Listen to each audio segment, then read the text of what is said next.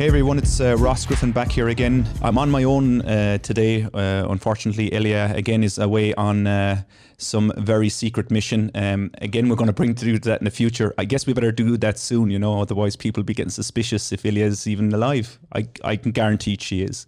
But today we've got Alan Muse. Alan is going to talk to us a little bit about the profession, the quantity surveying profession, and how he has seen that profession develop over his career. You're very welcome, Alan. Thank you very much, Ross, and it's a pleasure to speak to you.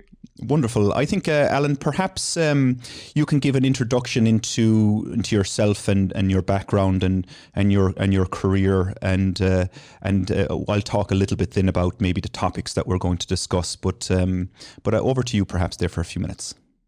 Okay, thank you, Ross. Actually, I'm a bit unusual as a chartered surveyor. I've met many chartered quantity surveyors over the years in my role at the RICS, and without most of them actually ended up in the profession having looked at other possibilities in their career. But when I was at school, I actually said to my headmaster, "What do you think that I should do?" When I entered the sixth form, and he said, "Have you thought about quantity surveying?" I've never heard of it. So I actually chose my A-levels in terms of economics, geography and maths to go into quantity surveying. And I've been a quantity surveyor ever since, but I was enthralled by the fact that it combined economics and numeracy and, the outdoors, if you like, as well. And that's why I entered the profession in the first place. So I did a first degree in quantity surveying and then became a chartered surveyor in 1984. I then had a career in private practice and worked overseas extensively as well in the Middle East and East Asia and Indonesia. I thoroughly enjoyed my career, but around about 2011, I was offered to take up a role at the RICS as the quantity survey director there. And I was there until I retired, as you say, last year, and that was also an extremely interesting role and a role I thoroughly enjoyed in terms of developing standards for chartered quantity surveyors around the world. And it gave me a perspective, as you say, Ross, on how quantity surveying has developed over the last 4 or 5 decades, where perhaps it's going, and also the international dimension and how that role that's called many things around the world is actually coming together, I think, in terms of one role. And I think that's an important point as well, because however we got there, we know that the financial management of construction is an extremely important issue, both in terms of how taxpayers' money is spent, but also in terms of how we want to galvanize economies for the future challenges that we all face. And that's a very important thing. I think we'll get into a little bit more on that. But I think that the topics that we are looking at today really is the changing face of the QS profession, and the subcategories to that. I guess Alan, you're going to discuss a little bit further is the role of the QS and how it has changed over the last 30, 40 years. How ICMS has come into the form over the last 5 to 7 years, and how you see that for the future. And then really looking forward in terms of our methods of measurement, NRM 1 or NRM 2, how we now relate ICMS to NRM, how all of this relating kind of digital projects, and then that feeding into the digital QS, as we have coined it here in Cosmos, that future potential alternative quantity surveying role, the digital QS. And finally, to cap it all off, really we'll discuss the RICS's role in all of this for the future, and again, what they're doing and what you have done, Alan, over the last number of years working with the RICS. But you mentioned a little bit, you've obviously had a wonderful career from experiences from all over the world, working at all sides of the table, I guess I could say.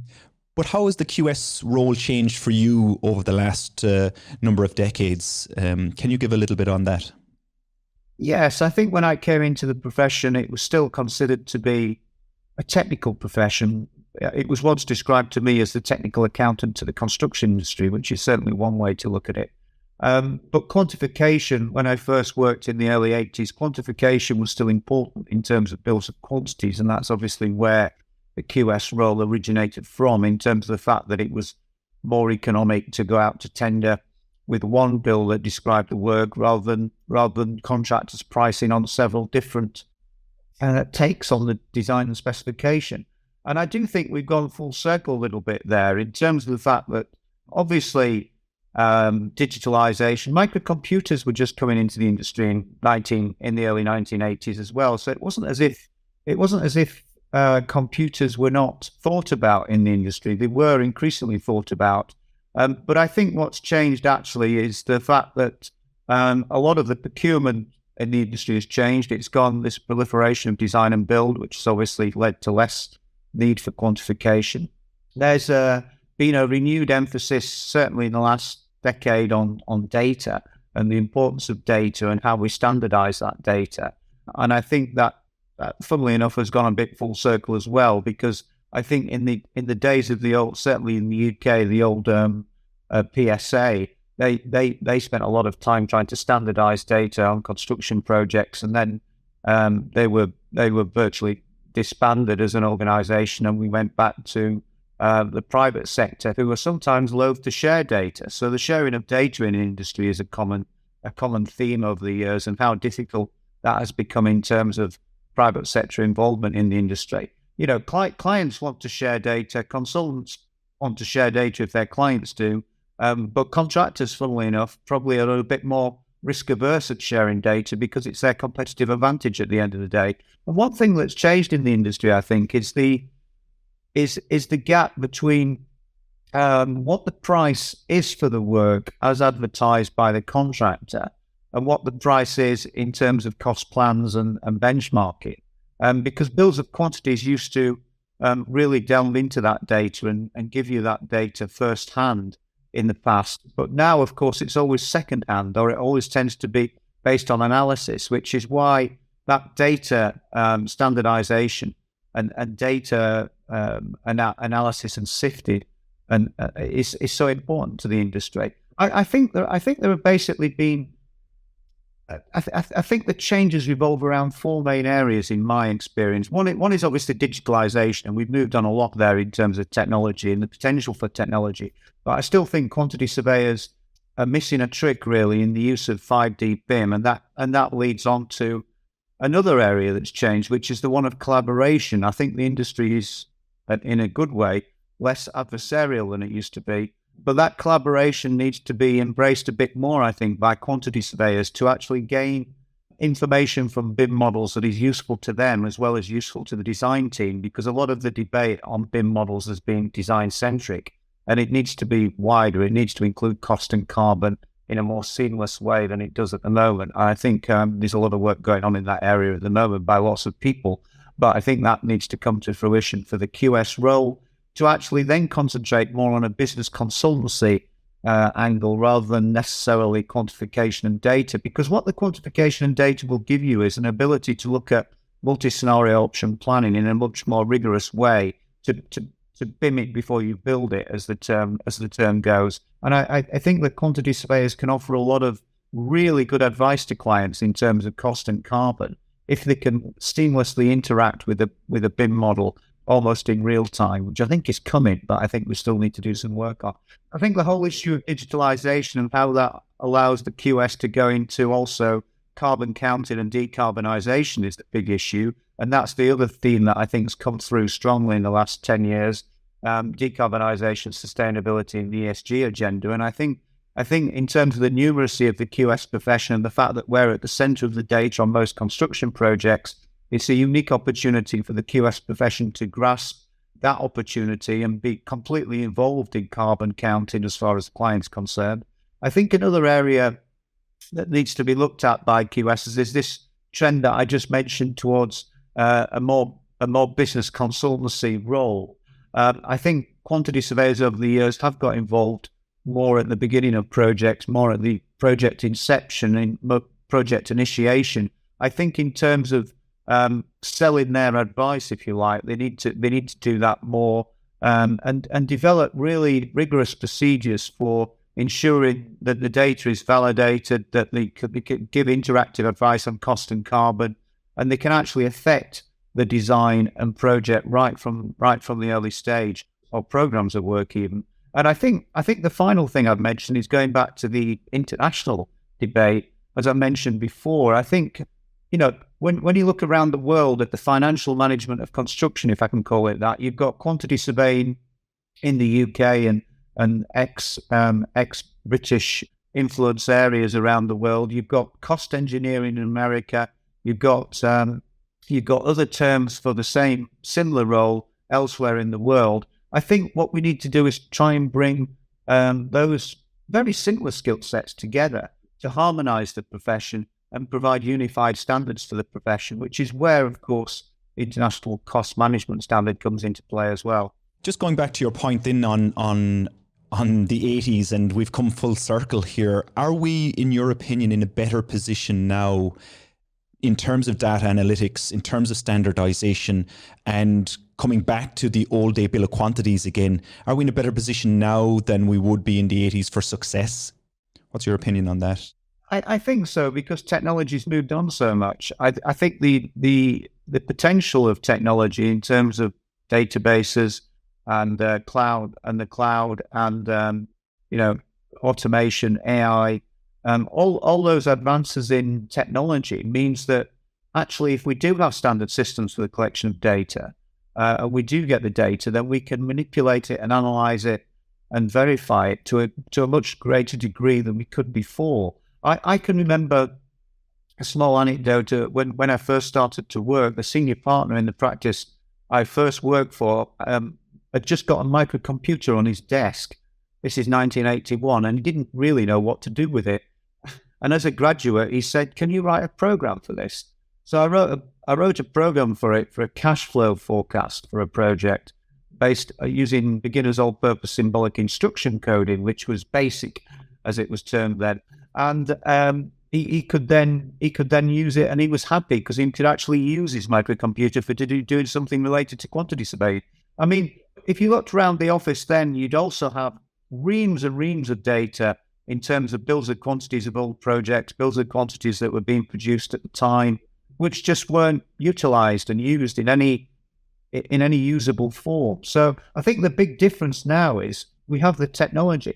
But I think allied to that is we need to remember as quantity surveyors that when we develop the quantity surveying profession, we are part of a team. We do need to develop it in accordance with the other team members, particularly architects, engineers, services engineers, structural engineers, etc. And therefore, we need to work with them in terms of development of digitalization across the piece. But they, in turn, need to understand our role and what we need in terms of the right information in the right form at the right time. So it's complicated construction, as we know, as a process. What we need to do as a profession is basically ensure we've got standardized systems for collection of that data, and then integrate in an interdisciplinary way with other professions, so that when systems are set up on projects, it provides us with the information we need at the right time, as well as the design team members. Because actually, clients, if the quantity surveyor has that early conversation with clients about that type of issue, then I think most clients can see the benefits. And if it costs more to actually produce a BIM model in that way, then if the clients can see the benefits of that information being produced in that way and readily available, then I'm sure they'll buy it. But I don't think it costs more to produce the BIM models more. In the initial stage, because a lot of the industry is only beginning now to a certain degree, there is an additional expense, but there's a value creation and costs reduce. It's like any new product, right, that comes on the market. It's expensive initially. Look at the flat screen TV way back 2 decades ago, the price of them. Look at them now. You get 3 times the size of the TV for half the price. It's the same with BIM. It's the same with any new approach to anything. Initially, it's a bit of investment, but the return on that investment over 5-10 years is immeasurable, I would say, to clients, but also to architects, engineers, and more importantly, I would say, to quantity surveying practices, where right now, if you look at the industry, you can't get a quantity surveyor. they're impossible to get. They're like hen's teeth or gold dust. And digitization and information and standardization will be the key of unlocking that kind of powerful delivery for QSs with the same number of people, same number of staff, I would say. So very interesting. But actually, that kind of leads us in quite smoothly into the QS's role you discussed, but that standardization and that data collection now. So can you talk a little bit about ICMS? You mentioned it earlier, International Construction Measurement Standards. Yeah, certainly. The RICS, as you know, have had a long history of being involved in the development of standards for surveying generally and quantity surveying in particular. And in 1922, they produced the Standard Method of Measurement 1, which was a way of standardizing quantification in the building industry. And of course, that's been updated several times, culminating in SMM 7, and then thereafter in 2011, NRM 1, 2, and 3, which now form the basis in the UK for a total cost management service from cost planning right through to life cycle costing. So that also made us think in terms of the international agenda about the fact that the profession had not developed an international standard for quantity surveying. International standards have been developed in other areas, in accountancy for balance sheet reporting, in other areas in the RICS, such as valuation and the Red Book, the International Valuation Standards. So it seemed to be quite logical to produce an international standard for quantity surveying. The question was, how could that add value to the marketplace, and how should it be done? And how it was done, which is the last point, is quite important, which I'll come back to.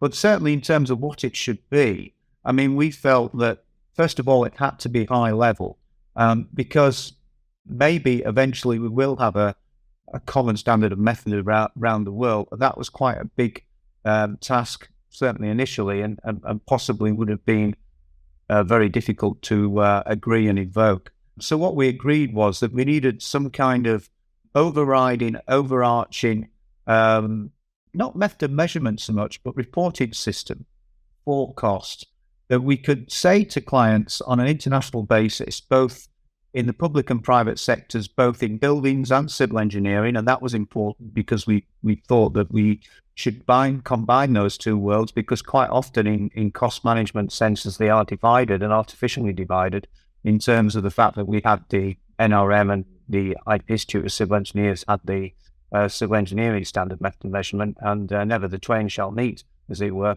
So we felt that ICMS should be high level and overriding and can combine buildings and civil engineering. It obviously needed to be a consensually agreed document amongst all the different professional institutions involved in quantity surveying and design around the world. So how we did this, this brings me on to how we did it. What we did was we formed a coalition of 50 professional organizations from around the world, including all the main quantity surveying institutions in Canada, Australia, Africa, wherever, plus some of the key architectural and engineering institutions. And they came together and signed basically an understanding that they would set up a technical committee to develop this standard, and that, if you like, they would keep the politics out of the technical committee by agreeing to do this work, by allowing the intellectual property for the work to reside amongst the coalition members. So that work was started in 2016, and ICMS 1 was produced, which initially just dealt with capital costs. And then ICMS 2 was produced a couple of years later, which dealt with capital costs and life cycle costs, again in an overarching reporting sense way. And then thirdly, our current edition, ICMS 3, deals with capital costs, life cycle costs, and carbon. And it can be used for each of those in isolation. In many parts of the world, life cycle costs perhaps haven't taken off in the way that they have in some economies. So it's deliberately produced so that you can pick and choose how you want to use ICMS. But the important thing is that it's a standardized classification for cost reporting, which can then drill down into national standards and can be linked to whatever national standards are applicable in your own marketplace. Now, some markets have developed national standards like we have in the UK with NRM, as I've just discussed, like Germany has, like Canada and Australia have. But some markets have no standards at all. So in certain African economies, you can use ICMS as a base starting point for codification of costs because they have no national standards in use at all. So it can be used in a flexible way around the world. And obviously, our aim is to collect data based upon that reporting system, which might not be detailed data, but it's certainly enough data to benchmark construction costs on a worldwide basis and thereby be able to compare costs on a worldwide basis because many clients actually want to do that and there's no system in place for doing it. So that allows something that wasn't possible before in construction. I think the second point about ICMS, which is sometimes overlooked, is back to the point I made earlier, which is it's beginning to unify the financial management of construction on a worldwide basis between the different nomenclatures that exist around the world for quantity surveying. So cost engineers in America are interested in ICMS, quantity surveyors are interested in ICMS, and virtually professionals, in my experience, from around the world, if they're technical architect and they don't have a quantity surveyor in their economy, they're interested in ICMS. So it begins to unify the skill of the financial management of construction as well. And I think that's an important. And I think it's very timely also, actually, because the way our industry now is moving towards digitization and the implementation of BIM, this global standard for cost managers, quantity surveyors, now offers us the opportunity actually to take something and standardize our costs across our multi-jurisdictional office base and client base, etc. Up until now, that wasn't available. So global cost information and cost data, the reason we don't have it is that, well, it's all collected in different structures, if it is collected at all. So extremely timely, the introduction of ICMS. And just to clarify again for our listeners, ICMS is not a measurement rule like NRM or ARM. It's an overarching cost structure. You still need your measurement rules underneath ICMS, regardless of where you are positioned and are located in the world. So it's something very important to remember, because I often hear a lot of people talking about ICMS replacing NRM or replacing ARM in Ireland, if you like, and I always repeat that no, it's not. It's supplementary. It sits over, or it might replace the national building standards for cost structure, for example, in the future. But it is only a cost structure, not a measurement rule. That's a good point, Ross. A very important point. So another important point about ICMS, which I'd like to mention, is that a lot of people just consider it to be, a cost taxonomy, a cost breakdown structure, but actually, it's the values and attributes in ICMS that are very important to align to that data, because the technical committee which I chaired was very keen to ensure that certainly at a high level, that every entity that you looked at, whether it was a dam or a road or a building, had a set of key criteria attached to it which described the cost drivers for that particular project or series of projects that you're working on. And when people are collecting data, it's very important that they do collect the values and attributes as well as the costs, because it's not just about the costs. It's about, obviously, as any quantity surveyor knows, it's the cost drivers that are associated with those particular costs that are important. And that's a very good point. I'm delighted that you brought that up, actually, because ICMS again is not just a cost structure. It's actually I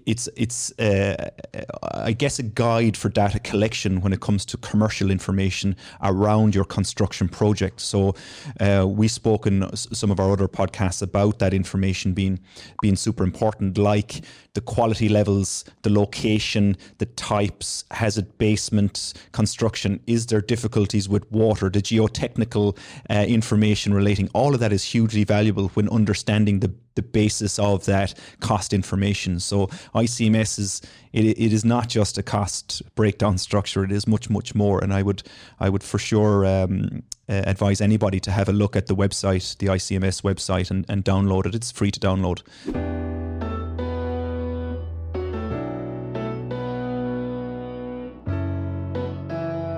But that kind of brings us in nicely into NRM, then the national rules, new rules of measurement, both 1 and 2.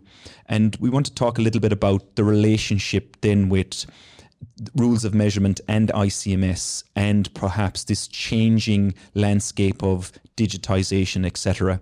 For me, I think the rules of measurement, if I consider NRM2 or if I consider ARM in Ireland, I think they're probably outdated and need a revision. I think when we talk about digital projects, BIM and now ICMS, what's your opinion on that, Alan, or have you any experience in that type of discussion? I think, again, it's a very good point, Ross, and I think I think we're in a bit of a sticking plaster situation at the moment with NRM. First of all, just going back, retracing our steps, as I said, NRM 1 and 3, which deal with cost planning and lifecycle costing, respectively, are part of the management system that's developed around quantity surveying in terms of cost planning through to lifecycle costing. And they were only developed by the RICS to augment the quantification element, which is NRM 2, about 10, 12 years ago. So the issue is now that was a good idea, I think, to try and quantify and standardize those elements of cost management. But we're still left with this dichotomy between how you quantify for cost planning versus how you quantify for tender. Now, what's happened in the UK in particular, to use that market, is that NRM2, we find, is very, very rarely used by the QS profession because people don't do bills of quantities anymore. Or because of the proliferation of design and build, generally speaking, projects are not quantified in the way that they used to be quantified 30 or 40 years ago, talking about differences in quantity surveying. So what people tend to do is use NRM 1 and 3, but not 2. This is in a quantity surveying consultancy sense. However, what we found, the people who use NRM2 are actually the trade subcontractors who still want to quantify the work for their bids to the main contractors in the same way, because they're used to those measurement rules. And those measurement rules are trade by trade as opposed to being elemental or by cost buckets. So you've got actually two different systems there. You've got a cost management system, which is elemental, and you've got a trade-by-trade quantification system. And to put them, and they've never actually, those two systems have never actually worked well together, and you can't actually analyze costs between them in a very good way either.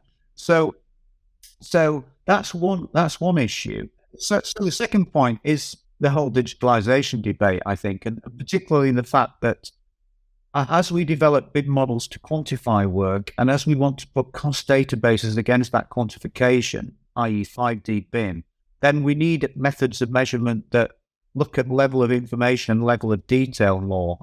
Because, for example, you might have, say, RIBA, to use that plan of work in the UK, RIBA Stage 2, you might have quite detailed information, design information about particular elements, but very, very scant information about others, particularly, for example, mechanical electrical services. So your level of information and level of detail are actually driving the cost certainty that you're providing in advice to the client. And that needs to be reflected much more, I think, in terms of the cost advice that's given.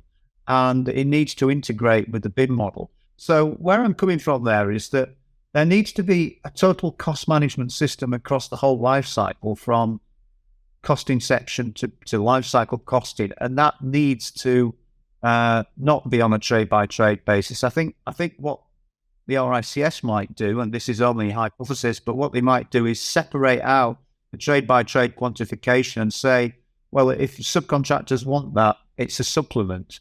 But actually, the cost management system is like this, like NRM 1 and 3, but actually aligning it much more to the digital process and the BIM model. And we might call it digital NRM or something. So I think that's the next logical progression for the standards that the RICS would produce for quantity surveying. And I think one thing that I think has happened in the last perhaps 5 years is that people are now looking at 5D BIM and 6D and 7D, but people are looking at 5D BIM in terms of how quantity surveyors input into this process in a very serious way. And I'm I'm actually working with somebody looking at that at the moment. So I think it's something that's going to become much more mainstream. I think we've had a few false storms in that regard, but I think now it's coming through in a bigger way, and clients are looking at it seriously, because clients want the seamless data, particularly if they're involved in the operation of buildings. They want seamless data from inception right through to operation. There's a value there for it, that data that was collected and generated during design and construction could effectively be monetized and sold with the building in the next stage or in the future, etc. So there's a whole load of opportunities here. But I think it's very refreshing to hear you talk about NRM and the potential change, because that connectivity to the digital workflow of the design team and the 3D models, if we can formulate our methods of measurement around that and automate more, it means that the QS and cost manager can concentrate on real value creation, not necessarily quantification. We become more quality managers and I guess valuers, rather than just quantity surveyors. And I think that's really where the change is coming. A lot of it for us really is value creation. Is there value in spending your time quantifying in this way? If the answer is no, then why are we doing it? And we really discuss that a lot. And that leads in very nicely into then the digital QS and the future for the quantity surveyors. In a hypothetical future where ICMS is now a global standard used by everybody, we have national measurement standards that integrate seamlessly in with the design process and that entire evolution.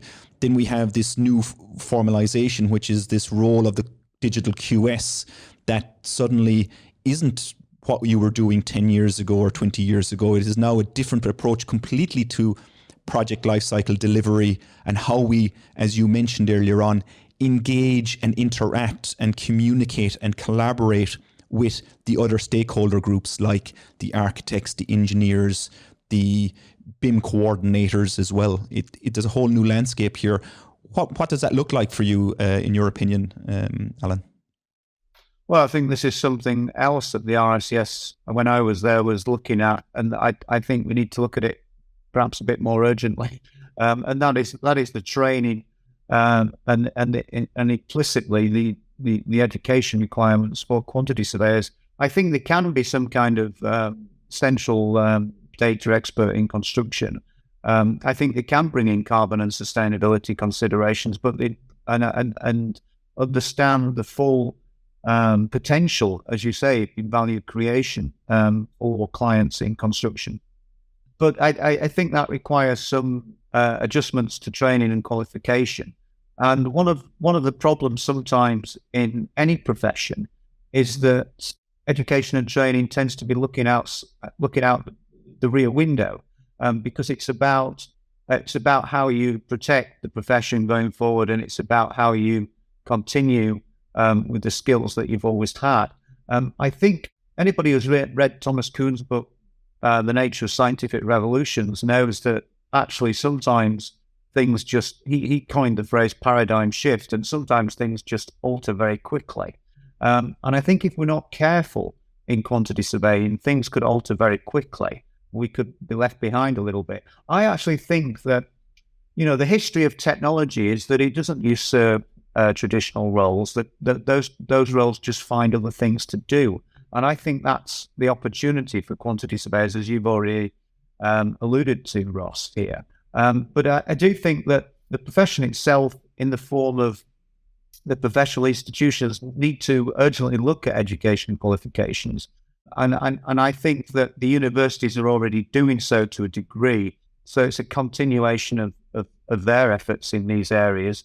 But I do think we've always got this dynamic tension between, if you like, academia, the professional institutions, and industry. And actually, the ultimate answer to this is that industry needs, graduates that can work with them in terms of delivering what clients need. And we mustn't become too abstruse or detached from what industry needs either.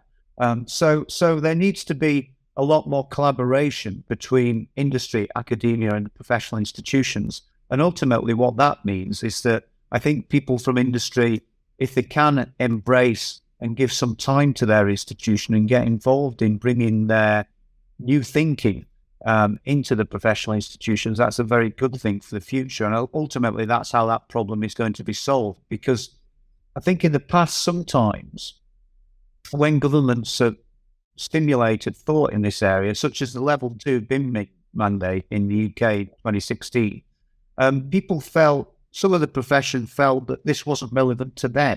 And this is the continual problem sat where I was sat at the professional interface, because half the profession don't know what the other half of the profession are doing.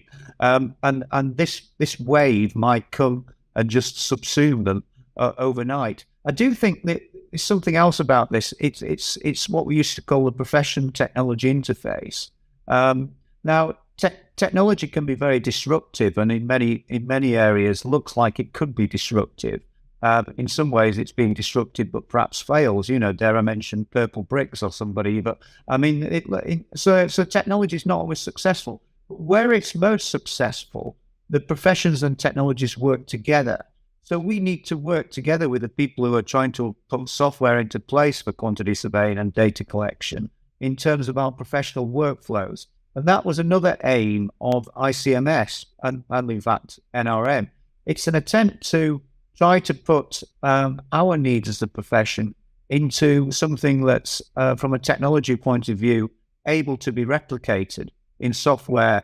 But that means that the software vendors need to understand our professional workflows, and we need to understand their market and what they're trying to do as well. So there's a number of engaged stakeholders here in terms of developing the profession moving forward. It's quite a complicated picture, but ultimately what it comes down to is industry in terms of what they're reacting to and their clients want, working with others, giving some of their time to others, as well as working on their they're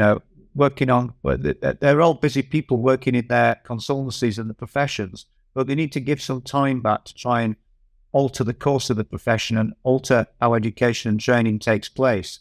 Otherwise, I'm afraid we might just start, what's been done in the past is very difficult to change, and there's a certain stasis that's difficult to alter in terms of professional institutions. I know, I've been there. Like 2 points that are very interesting there. If you actually look at the curriculum at the moment across universities for quantity surveyors, when I read it, I look at it and go, this is very similar or almost identical to what I was taught 20 years ago. What has changed in the last 20 years in terms of how we're educating our QSs? Very, very little, actually. And right now, as a company, Cosmos, for example, we're looking for QS professions, and we write up, our requirements for anybody looking for a job: digitization, data analytics, potential skill sets in coding, and all of these aspects are not being taught at all to our QSs coming out of graduation. So we have there's a big shift coming here for sure. And as you mentioned, the collaboration between industry and education and academia is very, very important here. The other point is, I would say that if we don't do something, the software companies will write us out of the future, because they'll just write code for something. It doesn't really matter as long as it has an output, and they don't really have to focus on our process. They can just eradicate us to a certain degree from the process. And that is currently where we are right now at the moment, I would say, and how we see the digital QS of the future being so important, but at this very pivotal moment.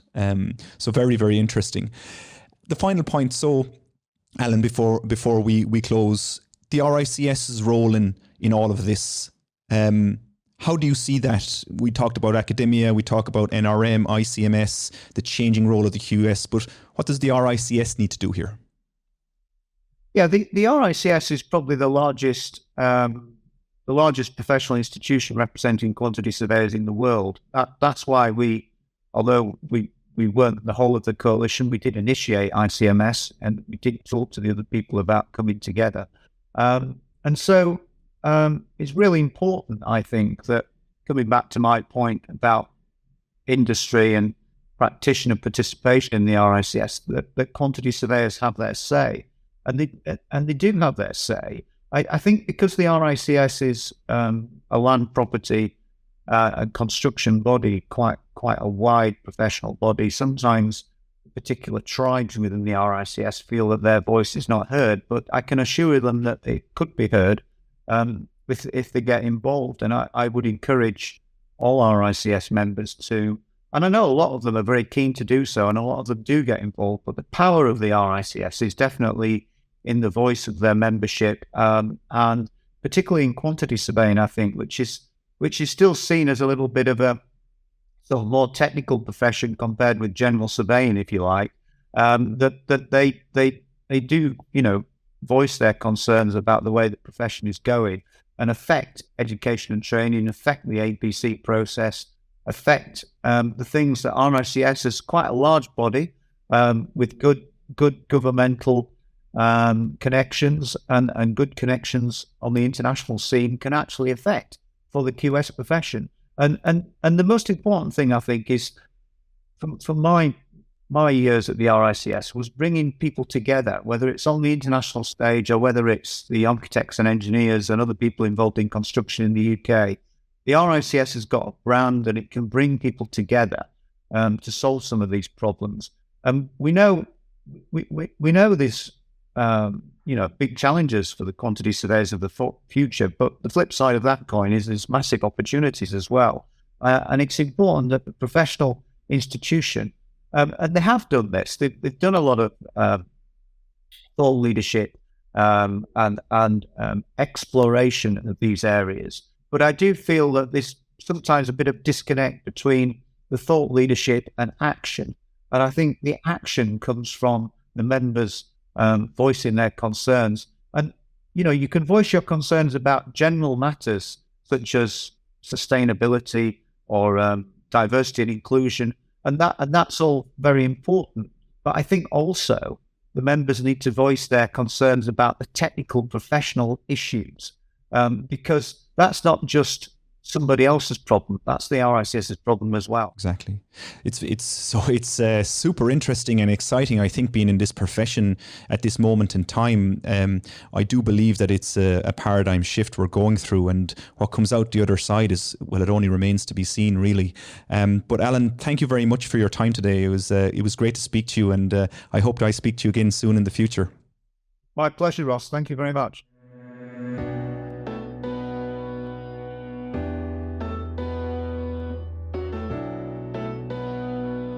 Thanks very much for listening. There's a LinkedIn link below in the show notes. We would love to connect with you. We hope you enjoyed it and have you with us in the next one. Thank you very much.